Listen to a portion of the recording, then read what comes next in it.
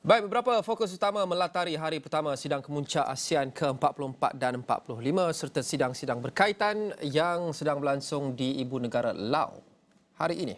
Antaranya gesaan Malaysia mengingatkan negara anggota ASEAN untuk menolak sebarang tawaran yang berpotensi menyebabkan perpecahan.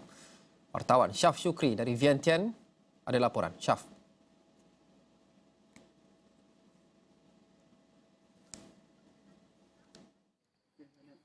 Baik, terima kasih Luqman Haris di Bukit Jalil untuk hari ini, hari pertama Sidang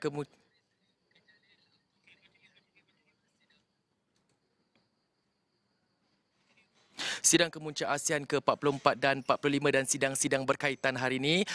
Hari yang cukup panjang sebenarnya untuk kesemua ketua-ketua negara ASEAN. Beberapa pertemuan diatur di sebelah pagi selepas acara perasmian berlakunya sesi plenari melibatkan pemimpin-pemimpin ASEAN sendiri, dan pada sebelah petang juga berlaku pertemuan-pertemuan dua hala antara pemimpin-pemimpin terlibat dengan negara-negara yang terlibat. Dan antara yang boleh saya bawakan di sini di sebelah pagi tadi, Perdana Menteri hadir ke sesi plenari.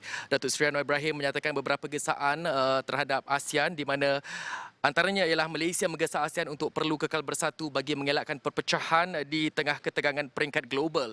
Dan saya bacakan sikit laporan yang saya bawakan di astronomy.com, di mana Malaysia mengingatkan negara anggota ASEAN untuk menolak sebarang tawaran yang berpotensi menyebabkan perpecahan. Dan katanya ASEAN harus berpegang kepada prinsip perpaduan dan mengambil pendirian tegas. Antara lain katanya ASEAN perlu terus mengantar mesej yang jelas kepada dunia bahawa blok serantau ini akan terus kekal bersatu. Dan kita dengarkan apa kata Datuk Seri Anwar Ibrahim pada sesi plenari yang berlangsung pada sebelah pagi tadi.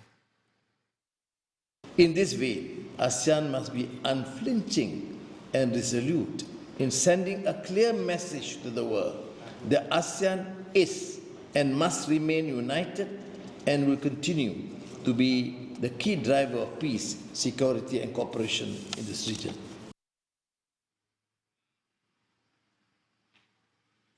Baik, antara lain juga Perdana Menteri ada berkata Malaysia usulkan 3 langkah untuk tingkatkan potensi ASEAN dalam pelaburan, dan ini ada juga saya bawakan di astronomy.com dan saya yakin di Buletin Awani sebelah petang tadi, di mana Malaysia menggariskan 3 langkah dalam usaha meningkatkan potensi ASEAN dalam memacu pertumbuhan perdagangan, hubungan pelaburan dan transformasi digital. Saya bacakan sedikit lagi, di mana 3 cadangan itu termasuk menguatkan asas ASEAN bagi memperkukuhkan rantaian nilai serantau dan kerjasama regulatory.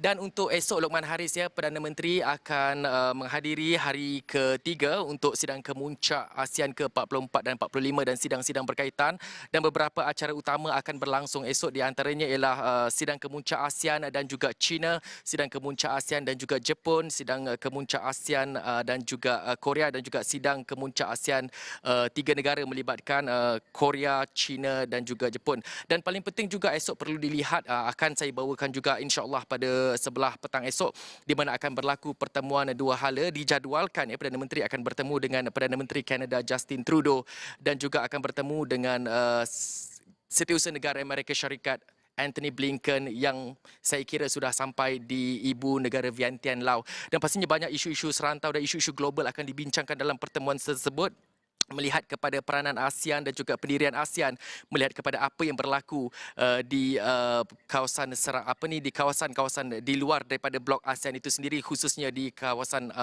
Asia Barat. Luqman. Baik. Syaf, terima kasih. Syaf akan terus membawakan yang terkini dari sidang kemuncak ASEAN ke-44.